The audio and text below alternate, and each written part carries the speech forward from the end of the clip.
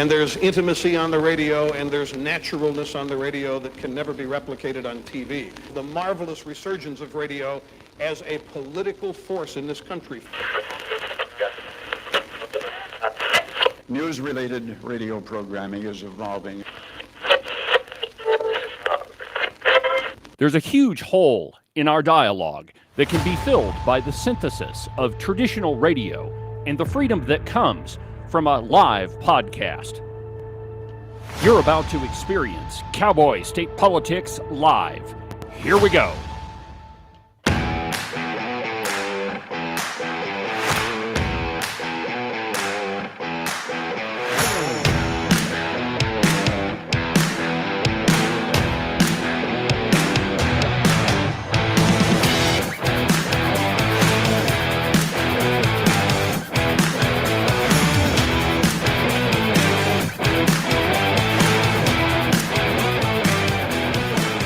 Good morning, my friends, and welcome to another incredible installment of Cowboy State Politics Live. From very high above all the bombastic twits in the Wyoming mainstream media, this is Cowboy State Politics. I, of course, am your illustrious host, David Iverson, firmly ensconced behind the silver Cowboy State Politics microphone and broadcasting to you from the base of the Bighorns at the Cowboy State Politics studio in Sheridan, Wyoming. Good morning, my friends, and welcome to the program. It's Friday, and very, very soon, and I'll continue announcing this throughout the broadcast, but very soon, Fridays are going to turn into, and I'm very excited to announce this on the program, but Fridays are going to turn into Open Line Friday. That's right, my friends. I have finally figured out how to do live call-ins on the program, and we're going to do that. And we're going to start with just on Fridays. And next week, we'll probably do a test run just to make sure that all the equipment is operating at peak performance and that I've got all the bugs worked out of it. You know, when you introduce a new piece of technology into the program, there's always something that goes wrong. There's always something that you just weren't expecting. And I'll tell you a funny story. I had an invitation to give an address. I believe it was down in Douglas. And before I went down, and anytime I give a public speech or I have a presentation or something, or I've been invited to an event, I practice a lot. And I make sure that I've gone through whatever it is that I'm going to talk about a number of times. By the way, if you're involved in public speaking, winging it is always a really bad idea. You know, I know a lot of people that speak in public, fairly regularly, and they always make the stupid mistake of trying to wing it, trying to, talk off of the top of their head, trying to act as if they're being spontaneous. Well, the truth is, whenever you try to wing it, you end up screwing something up. So anyway, I had this invitation to speak down in Douglas, and the speech was about all of the corruption that exists in Wyoming. And so I had this whole presentation put together of all of the shadowy groups that exist in our state. And there are a lot of them, just like there are in other states. But in Wyoming, we have this dumb idea that those people aren't here. And so I had a PowerPoint presentation put together. I made sure that there was an internet connection. I made sure that all of the equipment I had would jive with the equipment at the venue. Of course, I was in Buffalo and the event was in Douglas, so I didn't exactly drive down there and test run everything. But I did everything up until that point, and wouldn't you know, when I get there, the internet connection is not nearly as stable as I needed it to be. The audio-visual equipment will not hook up to anything I had, and so I had to wing it. I didn't have any of the AV support that I needed, so I had to do without. And had I not practiced, well, then everything would have been a real crappy show, and I wouldn't have got paid for the event. Yeah, it's true. Sometimes I do paid performances. So anyway, next Friday is going to be Open Line Friday on the program. And I have a dedicated studio number. I was able to lock that one down last night. And so next week, probably on, I don't know, I'm thinking Wednesday, we'll do a test run of taking live calls on the air. And I have to tell you, I'm really excited about this. I have been trying to figure out a way to do this for quite some time. And just in the last couple days, I figured it out. So anyway, next Friday, Open Line Friday, and we're going to do a test run. And let's just make it official, shall we? On Wednesday, in the second half of the program, we'll take live calls on the air. So anyway, tell your friends, make sure that you're here, and, give me a call, and we'll talk on the air for a little bit. And I have to tell you, one of the things I'm looking forward to is not only being able to talk with you guys, engage with the audience, but one of the other things I'm looking forward to is getting one of those left-wing wacko redcoats that really thinks that I'm the spawn of Satan or something, and telling him to get off my telephone line. Get off my line, you twerp. Yeah, that's a little Mark Levin thing if you listen to him at all. But anyway, exciting news. The program's moving forward, bigger and better, and yet more things that the Cowpie can't do with their stupid morning show. On today's program, lots of Harris news, and I've got plenty of sound bites lined up for you. So let's just go ahead and get to it. And we begin with FEMA. This is still in the news, and if you hadn't heard about this, FEMA is out of money, or at least a couple of days ago, Alejandro Mayorkas said that they were out of money. And this is right after Hurricane Helene hit, and we all found out that FEMA was not prepared for Hurricane Helene in any way, shape, or form. They hadn't pre-staged out any equipment. They didn't have anything ready. There weren't people on the ground. There wasn't funding available. They didn't do anything. In fact, Kamala Harris was in California on the country's left coast fundraising with millionaire and billionaires and movie stars. And, so she wasn't doing anything. Mayorkas was at some sort of, award ceremony. Sorry, you heard my co-pilot Maisie there in the background, live radio. But anyway, none of them were prepared for any of the stuff that they should have been doing. In fact, here's Alejandro Mayorkas saying that FEMA's out of money. Listen to this. We are meeting the immediate needs with the money that we have. We are expecting another hurricane hitting. We do not have the funds. FEMA does not have the funds to make it through the season.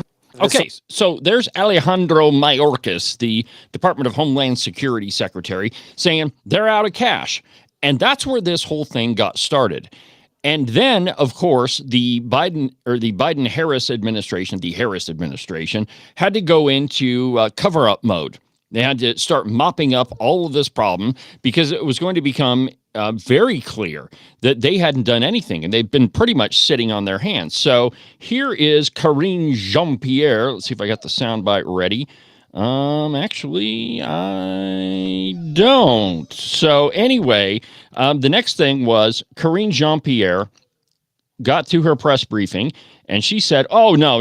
All of this is misinformation. I played the soundbite for you with Peter Ducey. And here's, first of all, let's go to the Karine Jean-Pierre soundbite where she's talking about FEMA funding. And I think this one is split in the middle. She says, well, yeah, we spent all of our FEMA money on migrants.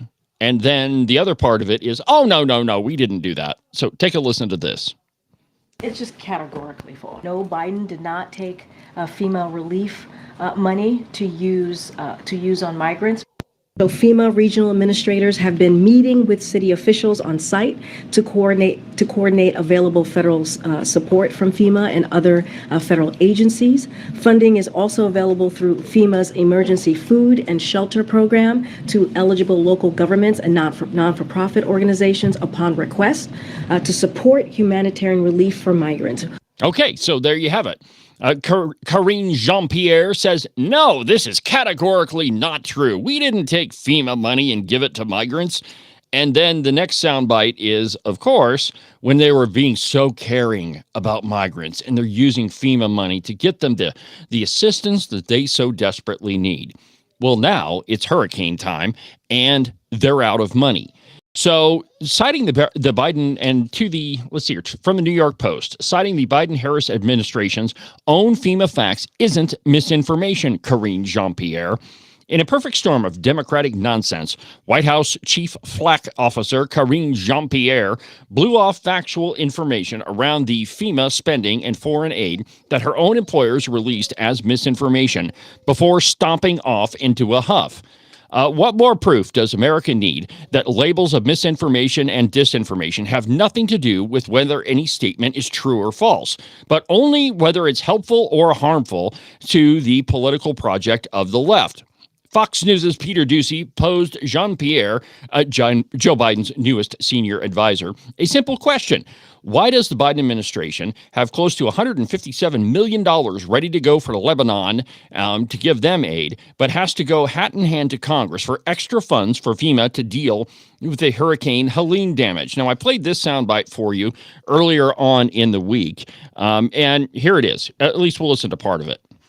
And on this issue of funding, the administration has money to send to Lebanon without Congress coming back. But Congress does have to come back to approve money to send to people in North Carolina. Do I have that right?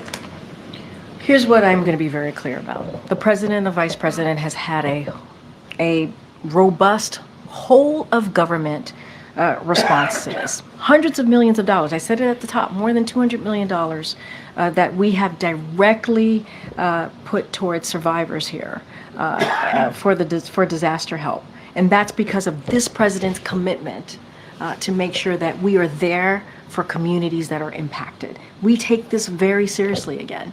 We take this very seriously. And before the hurricane hit, we pre-positioned.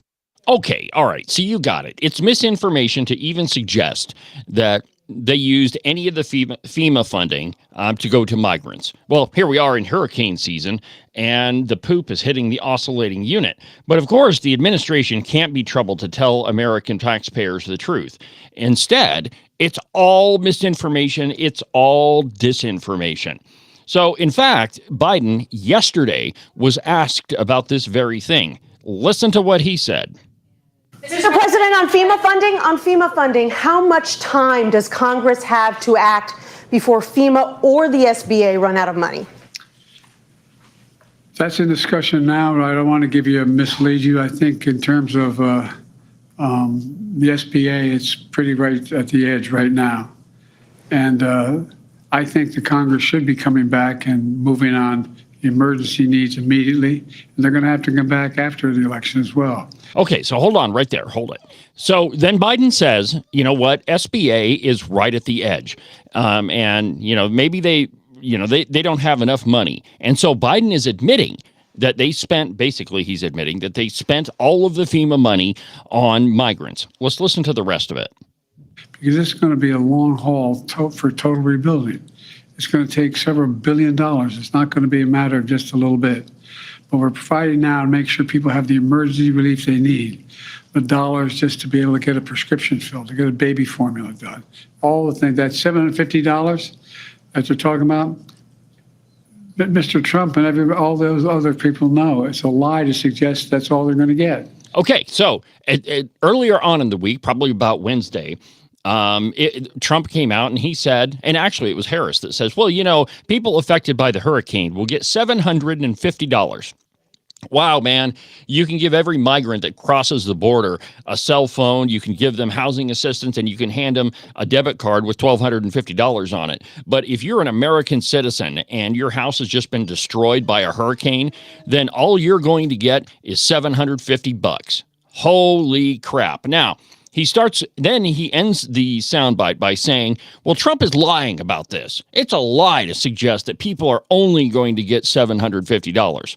Well, Mr. President, that's what your vice president said. That's what Kamala Harris said earlier in the week. But now Biden's going to shift into attacking former President Donald Trump. Take a listen. That's bizarre. It's bizarre. They got to stop this. They're being so damn un-American with the way they're talking about this stuff. But there's going to be a need for significant amounts of money. We're already underway at trying to calculate what the cost will be because we don't want to mislead anybody.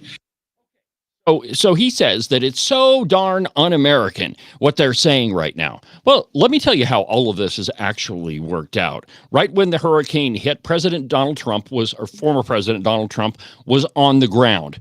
And before anything ever happened, before that hurricane made landfall, he had already coordinated with Elon Musk to set up his internet service, his satellite internet service. Now, the interesting thing about that is that Elon Musk did have a contract to do that very thing in North Carolina.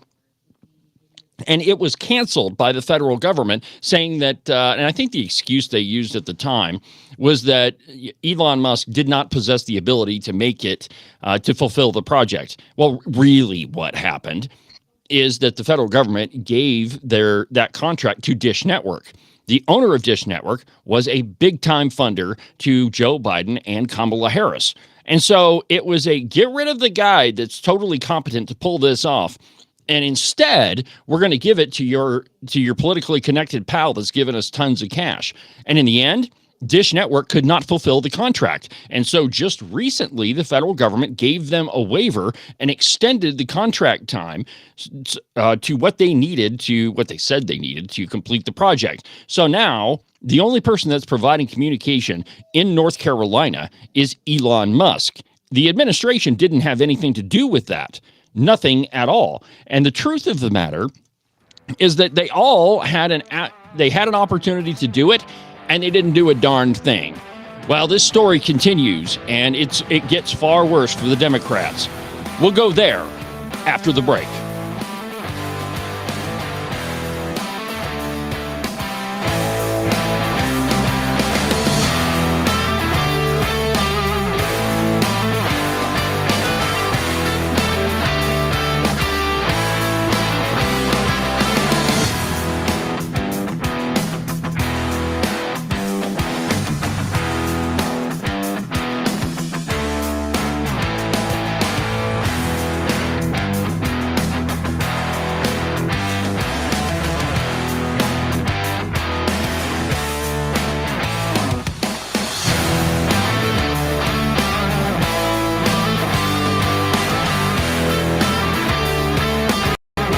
You are listening to Cowboy State Politics Live on the Independence Network.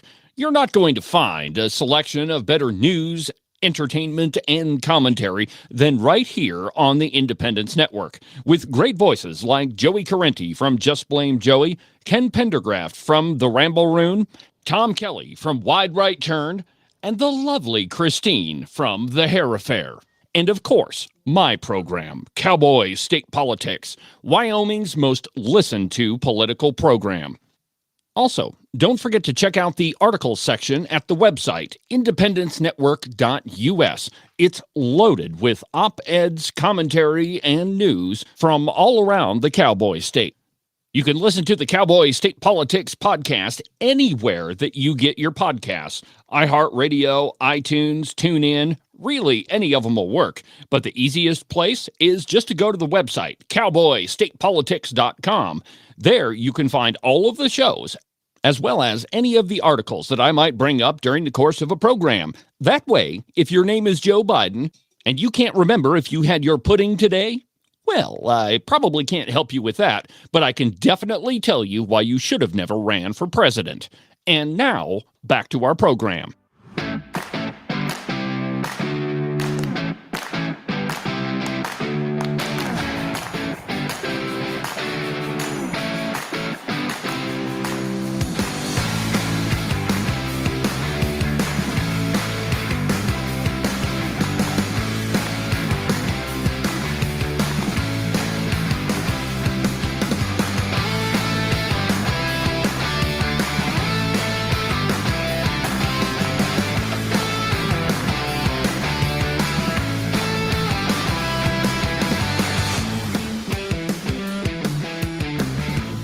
Welcome back to the program, my friends. David Iverson, Cowboy State Politics Live, Wyoming's conservative voice.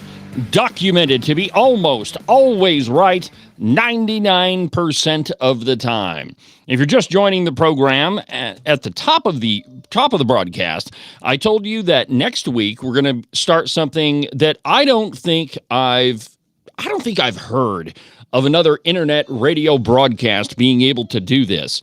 But on next Friday is going to be entitled, and you may remember this from the Rush Limbaugh program, but next Friday is going to be Open Line Friday.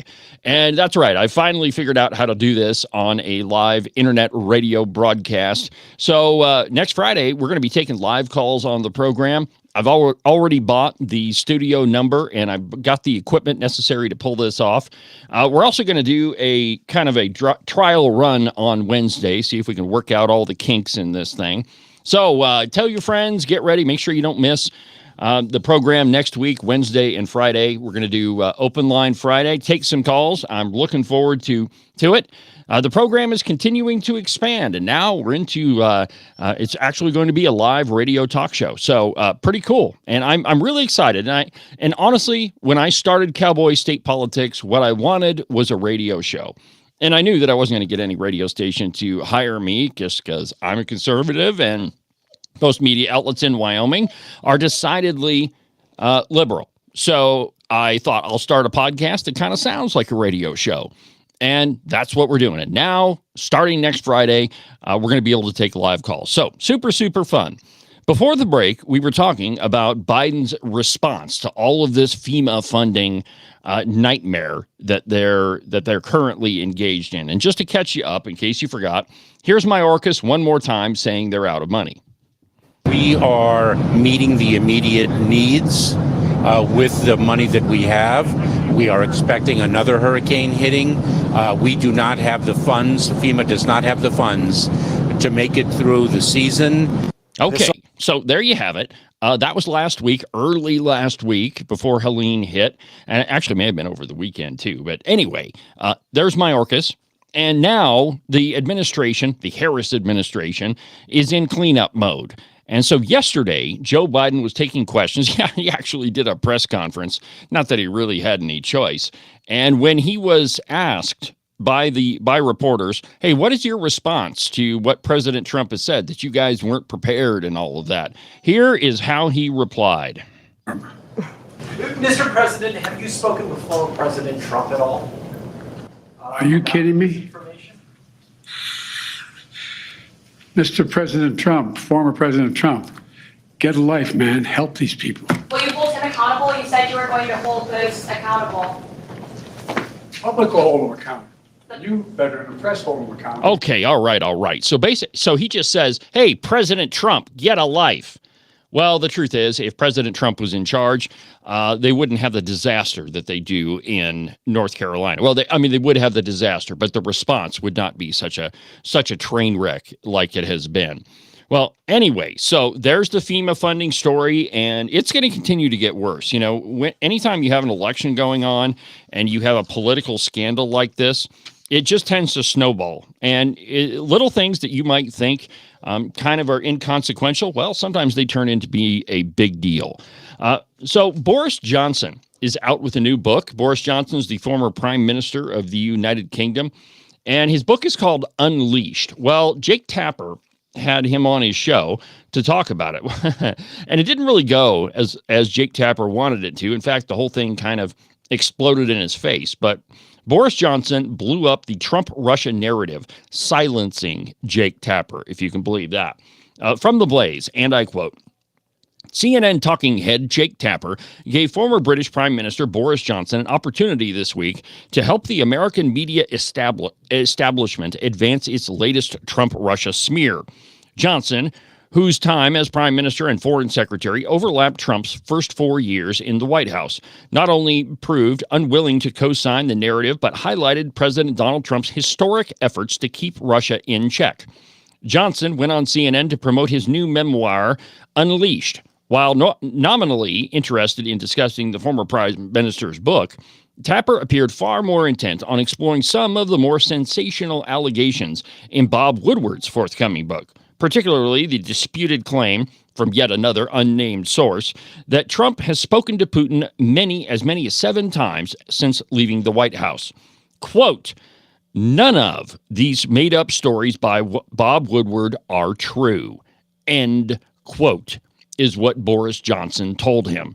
Well, the truth of the matter is that Bob Woodward always comes out with a book that makes a whole bunch of salacious claims, and they are always from unnamed sources. Unnamed sources from the White House say this. Unnamed sources from the White House are lying about that. But that is the journalism that Bob Woodward has turned to. Now, when he started his career with, remember, it was Woodward and Bernstein that blew up the Watergate scandal, that gave the public verified facts. They were the people that printed in black and white what was going on with the White House. And now, years later, Bob Woodward has resorted to using unnamed sources to trash a political enemy of his. Democratic operatives and the liberal media are desperate to make something of this whole allegation that Trump was talking on the phone with Putin.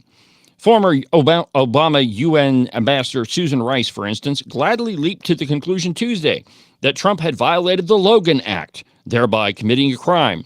White House Press Secretary Karine Jean-Pierre has also given the rumor oxygen, claiming, quote, "If it is true, it is indeed concerning." Now, we have no idea if any of this stuff is true, but if it is, well, that would be a problem. Yeah, if it were true that I robbed a bank last week, that would be concerning, but it's not true. And anybody who makes up an allegation like that, or like the one Karine Jean-Pierre was peddling, is absolutely out of their mind.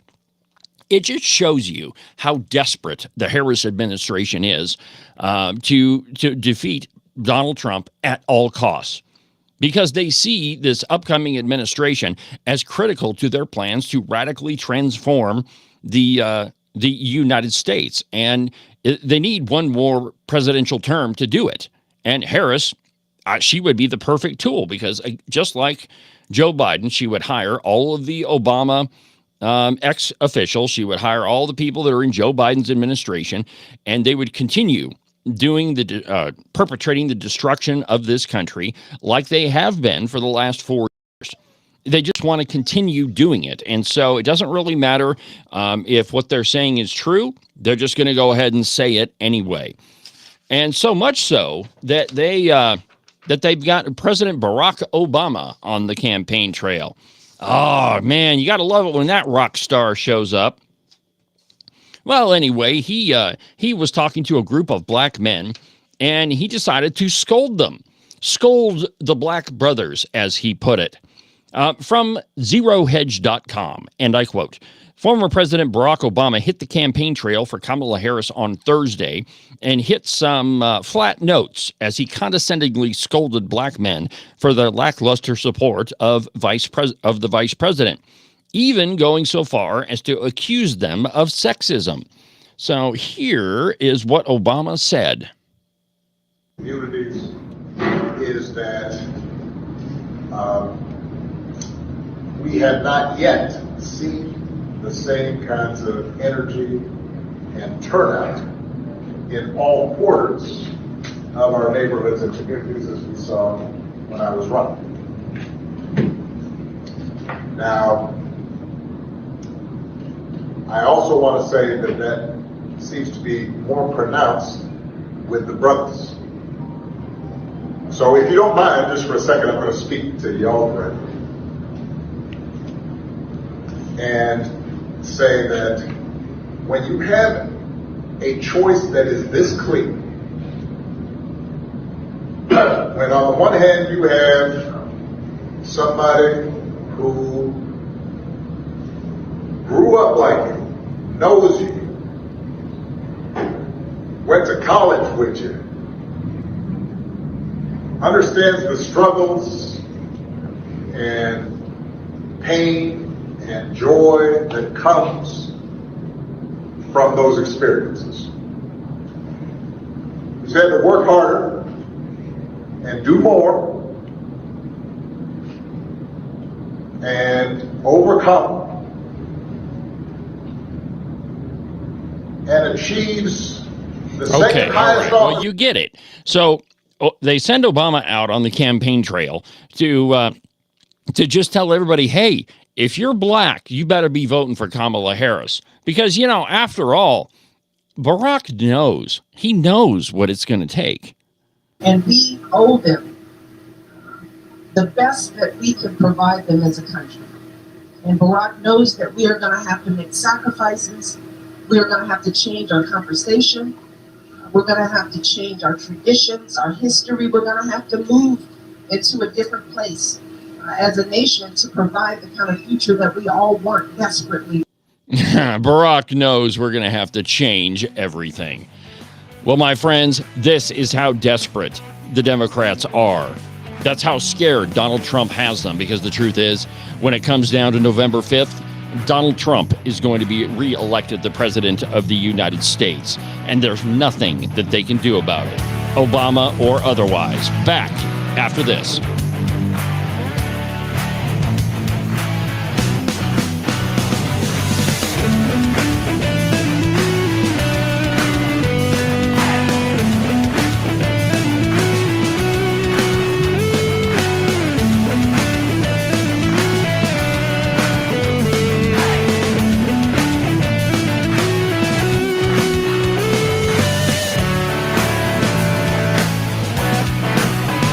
I don't know if you've noticed this or not, but it's hunting season. And one thing that you can be absolutely certain of is while you're tromping around in the boonies, at some point, it's going to snow. A lot. And you definitely want to make sure that you keep your feet nice and toasty warm. The best way that you can do that is to order a pair of socks from the Buffalo Wool Company. They are the warmest socks that I've ever put on my feet. To get you a pair, go to their website, thebuffalowoolco.com. Trust me, you won't be disappointed. Wyoming is one of the most sought-after places to live. There's a lot of people that want to move to our great state. And if you're thinking about selling your house to one of them, you need a real estate agent that you can trust. That agent is Rebecca Bextel at Compass Real Estate. She's lived in Jackson for almost 20 years and has her fingers on the pulse of the real estate market. Last year, she sold almost $25 million worth of property. So if you're thinking of buying or selling, give Rebecca a call. Her phone number is 307-699-3519. I've never felt the freedom like I do. I feel stronger every day, don't you? Well, I can show you how. A new day, a new way. Watch out, I'm only gonna get stronger. A new day, a new way. Watch out, I'm only gonna get stronger. A new day, a new way. Watch out, I'm only gonna get stronger. A new day, a new way.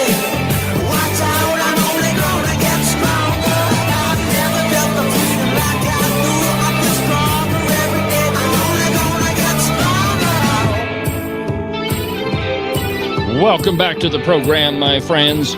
David Iverson, Cowboy State Politics. Wyoming's most listened to political program.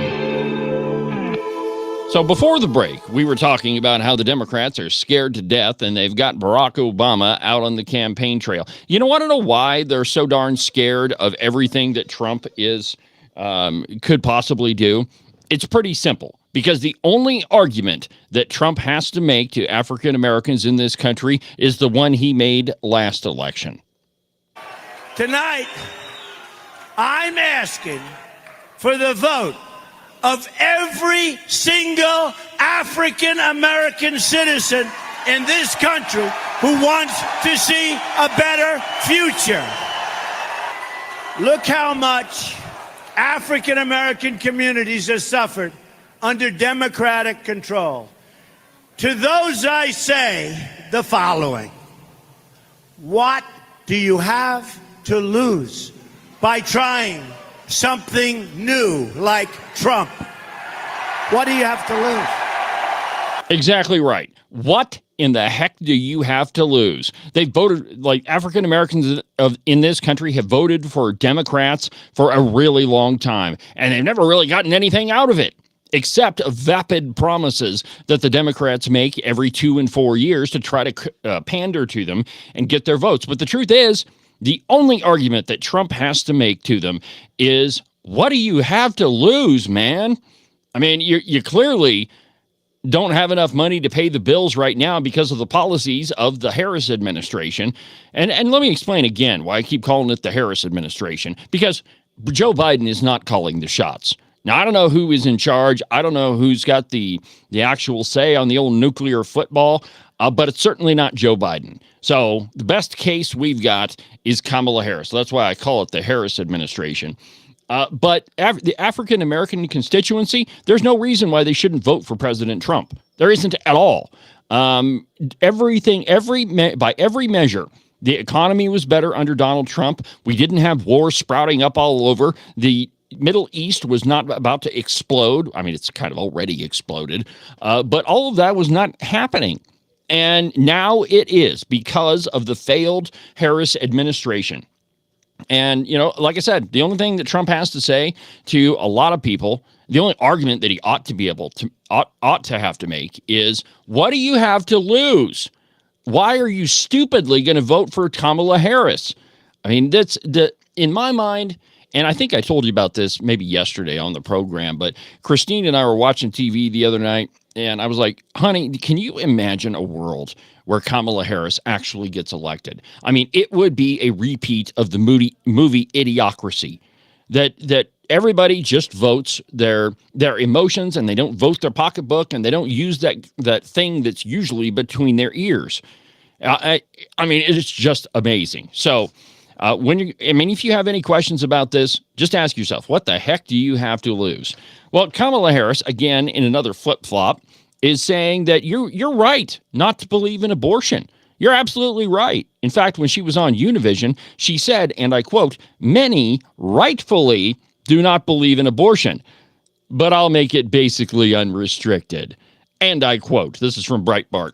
During a town hall with Univision on Thursday, 2024 Democratic presidential candidate Vice President Kamala Harris said that many people, quote, rightly have made the decision that they do not believe in abortion. And she isn't going to try to change their mind, but she is arguing that the government shouldn't be making this decision. And if she's elected president, she'll proudly sign back into law the protections of Roe v. Wade, which basically just says if it's the person's decision, it's not the government's decision. That, in essence, is what's behind my position. Harris stated, quote, "I'll tell you, there are probably many here and watching who rightly have made their decision and do not believe in abortion. The point that I'm making is not about changing their mind. It's about what's right for them or their family. If you are in favor of abortion, you're kind of not in favor of your own family. Just saying. It's simply saying that the government shouldn't be making this decision for you." Later, she added, "So, as President of the United States, and if I'm elected as the first woman President of the United States, I'll proudly sign back into law the protections of Roe v. Wade," which basically means it's not the government's decision. Now, this isn't what she said on Univision. I had a little trouble finding that soundbite, but here's what she said in the past. One does not have to abandon their faith, right? Their faith or their deeply held beliefs to agree the government should not be telling that woman what to do with her body. Mm-hmm. This evokes, in my mind, very fundamental rights, including the right to freedom for each individual to make a decision about what is in their best interest, the best interest of their family. And if they choose, make that decision with their priest or their pastor or their rabbi. But the government... All right, so you actually do have to abandon your fundamentally held beliefs to believe in abortion.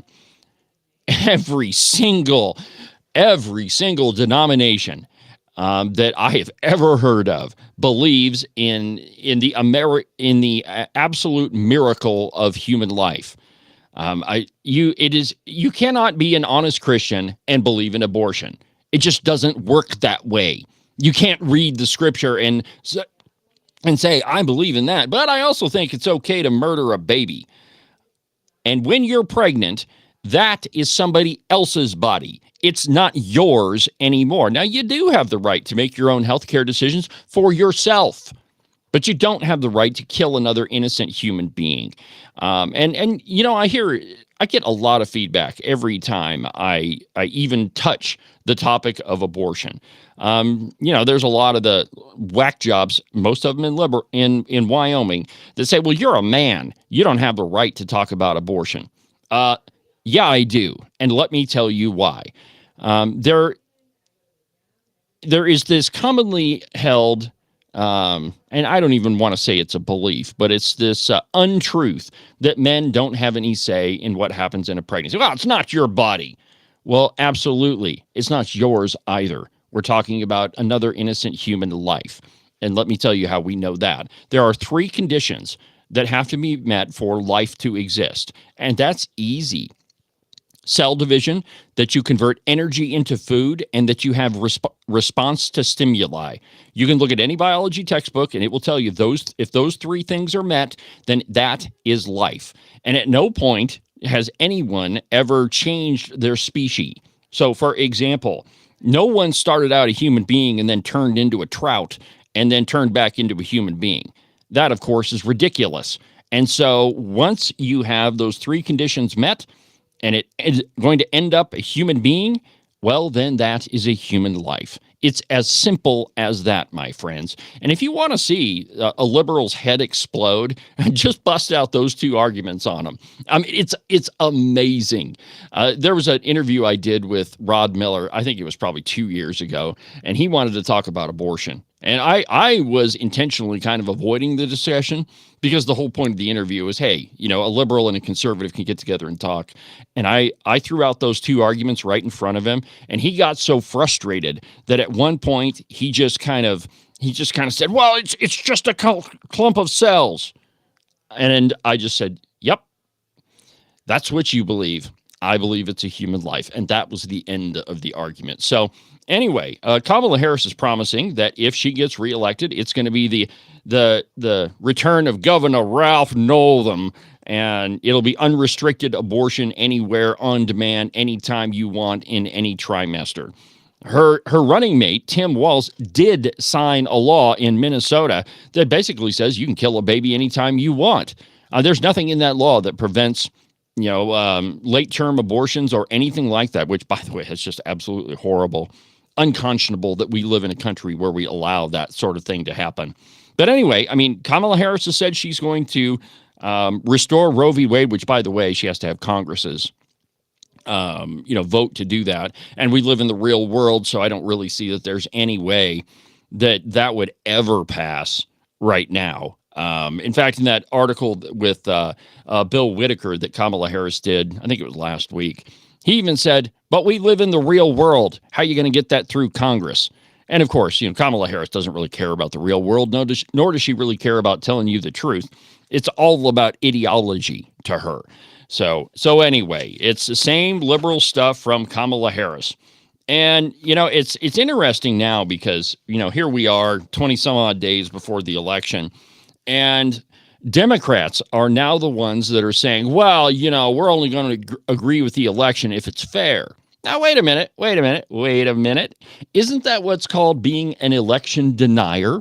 Denying the results of the election? Isn't that what you accused all conservatives of?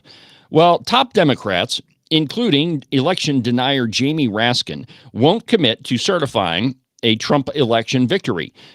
From Breitbart, and I quote, top congressional Democrats told Axios on Thursday that they would not commit to certifying the 2024 election if President Donald Trump wins.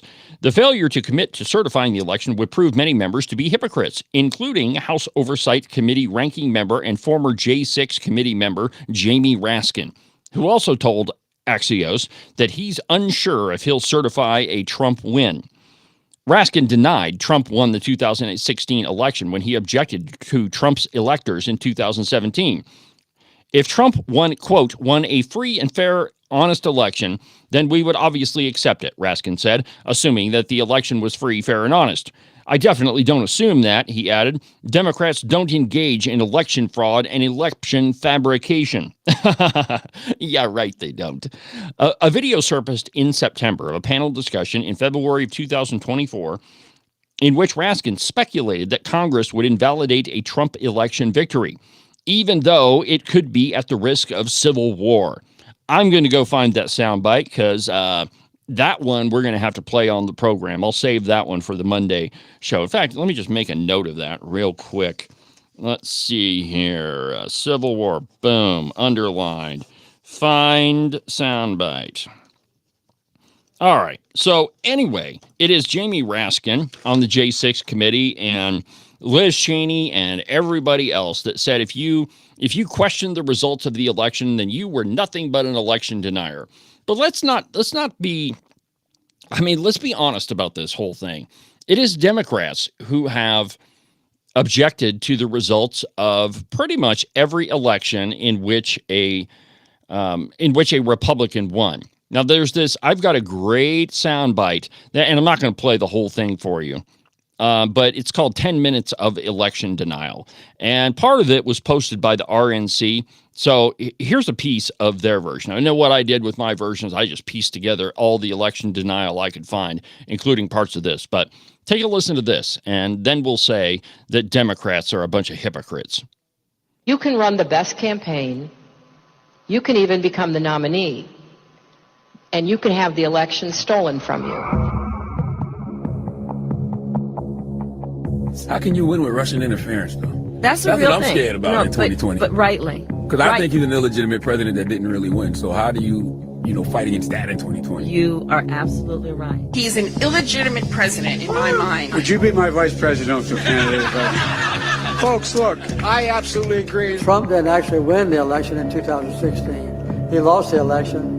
And he was put in office because the Russians interfered. Trump knows he's an illegitimate president. The president-elect, although legally elected, is not legitimate. I don't see this president-elect as a legitimate president. You said you believe that Russia's interference altered the outcome of the election. I do. We have a president who, if in fact it is proven, has been assisted by the Russians and may in fact not be a legitimate president. The one thing that Trump is fearful of when it comes to his being president is that finally we will see how illegitimate his victory actually was. I have an objection. I object to the 15 votes from the state of North Carolina. I object because people are horrified. He's an illegitimate president. Do you believe Trump is a legitimate president? What I believe is that there's no question that the outcome of this election was affected by the Russian interference. There absolutely is a cloud of illegitimacy. So that legitimacy is... All right. That's enough of that. I could go on for another 10 minutes about it. But it is the Democrats who are historical election deniers.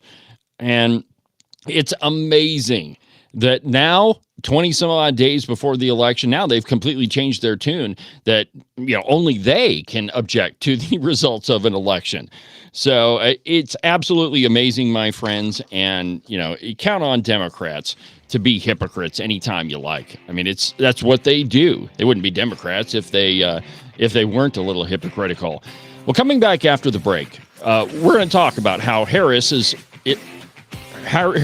economy is absolutely in the toilet, no matter what Democrat operatives say.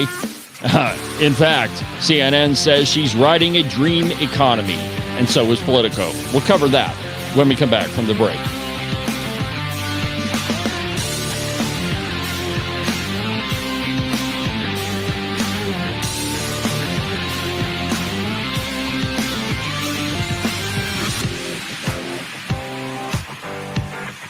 You can listen to Cowboy State Politics live every Monday through Friday at 10 a.m. on the Independence Network. Make sure that you subscribe and follow the Cowboy State Politics podcast. You can do that from the website, cowboystatepolitics.com, or anywhere that you get your podcasts. That way, you'll make sure that you won't miss a single episode of Cowboy State Politics. Cowboy State Politics is sponsored by FreedomGoldUSA.com. They are the working man's gold company. The economy is in turmoil. The stock market pretty much is out of control, and you never know what's going to happen with your finances or your income. One way that you can shore up everything is by investing in gold and silver. Go to freedomgoldusa.com/David for a free interview to discuss your options and find out if gold or silver is right for you. One more time, that's freedomgoldusa.com/David.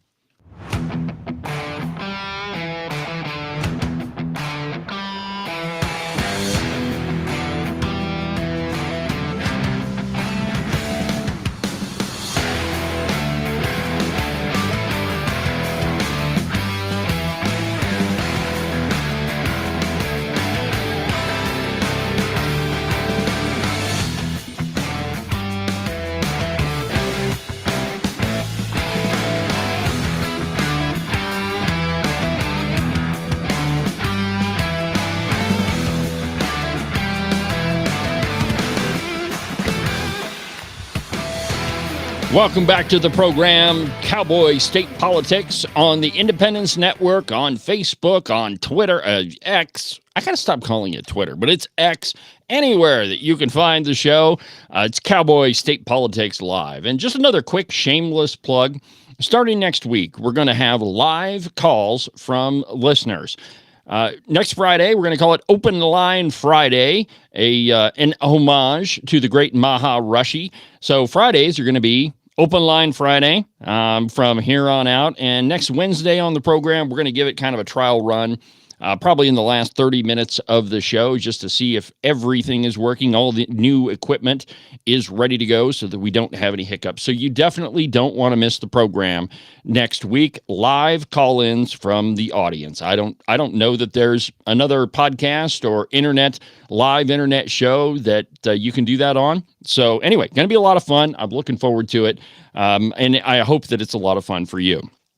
So before the break, I told you that Politico and CNN and all of them are saying that the economy is great and that Harris should be riding high on it. From Politico, and I quote, an article entitled, "Harris is riding a dream economy into the election, but it may be too late for voters to notice." And I quote, Chair Jerome Powell has begun lowering interest rates, providing relief to debt-burdened businesses, credit card holders, and potential homebuyers.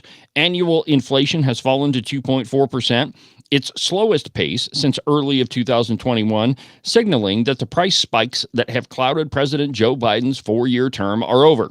The latest numbers released on Thursday add a solid economic picture that's coming together just weeks before the 2024 election. The question now is whether it's too late for Vice President Kamala Harris to get credit for it. The unemployment rate stands at 4.1%. The S&P 500 is up more than 20% this year. GDP has been growing at a robust 3% rate. Middle-class Americans on and on and on. And they go on later to say that inflation has gone down. Well, my friends, inflation doesn't go down until you see a negative sign in front of that number. Anytime you hear that inflation is at 2.4% or 2.5%, that means that it has increased over what it was last month. So if, let's say, the inflation rate was 3% last month, and the media is telling you, well, inflation went down to 2.4% this month. Well, you have to add the two together. What they're telling you is it's a decrease in the increase of money that they've pumped into the system. From ZeroHedge.com, the Federal Reserve's folly, an inflation rate of 20%. And I quote, all the inflation reports have a fatal flaw, the reliance on a moving 12-month time period. The use of the latest trailing 12 months is easy to get. It's on the front page of the BLS's monthly CPI report. But that doesn't mean it's the right number to focus on.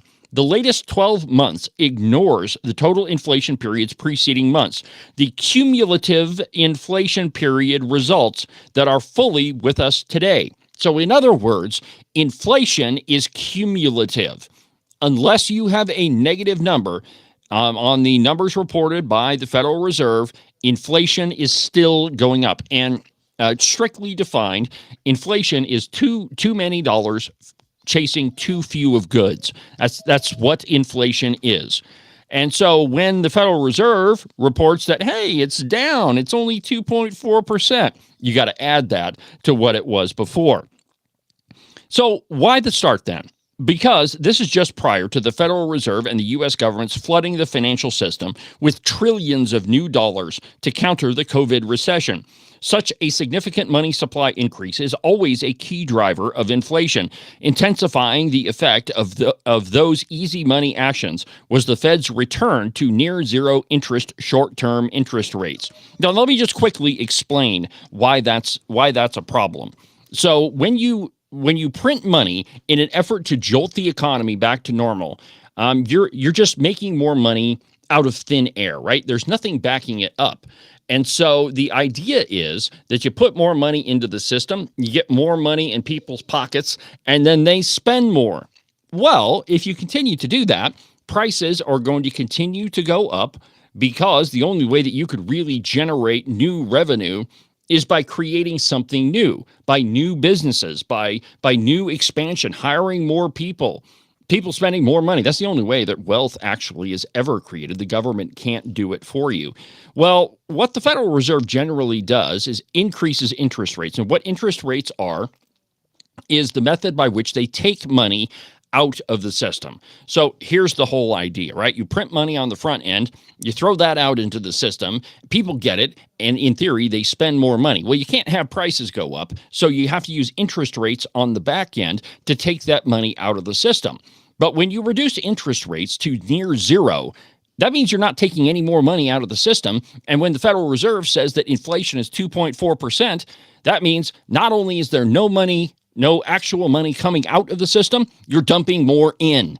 So inflation is actually going up, which means that prices are going up. The price of fuel, the price of food, the price of energy, all of that stuff is going up, and the government is doing nothing to lower prices. And so anytime you hear the Federal Reserve say, well, inflation is down, it's 2.4% over what it was last month, what they mean is they're adding to it. So here's the money supply picture. And this is called M2. That means all of the actual cash that exists in our economic system. So the dollar bills, here on my desk at the studio, I've got a stack of $2 bills. I just like them. But the M2 money supply is all of these that are actually in the system, right? The physical money and all the ones and zeros that are in people's bank accounts. So here is the actual money supply over the last couple of years. In January of 2020, there was $15.4 trillion floating around out there. So $15.4 trillion of those dollars that I just showed you on the Ditto Cam, they're out there in the system, floating around and circulating. In January of 2021, that number was $19.3 trillion. In January of 22, that number was $21.6 trillion. That's up 40% over the previous year. 2023, it was $21.2 trillion. And January of 2024, it was $20.8 trillion. So the actual amount of money floating around has gone down over the past 3 years. But if you compare that to what it was in January of 2020, it's an increase of over $5 trillion. Okay, so that is the big lie they're telling you, that they're still increasing money. Now, what can you do about that? Well, if the Democrats are going to be in charge, and frankly, the Republicans too, Donald Trump spent a heck of a lot of money too. But you should invest your things in stuff that has real value. I suggest gold and silver, which is why I decided to partner with Freedom Gold USA, so that to give my listeners an option to solidify their finances. If you got some gold and silver, it's never been worth zero. It's a hedge against all of this crazy money printing that I just proved to you. So go to freedomgoldusa.com/David to check them out. Just for Cowboy State Politics listeners, you'll get a free interview, a free discussion with a financial advisor or a gold expert to just kind of see where you're at financially, see if gold and silver is right for you. So go to the website, freedomgoldusa.com/David. Well, we've burned up another busy broadcast hour on the program. I didn't get to half of what I had planned for the show today. Too much excitement, man. Too many sound bites and too much talking about the exciting new developments on Cowboy State politics that are coming next week. And every episode I print out articles that I want to talk about, and here's the whole process I go through.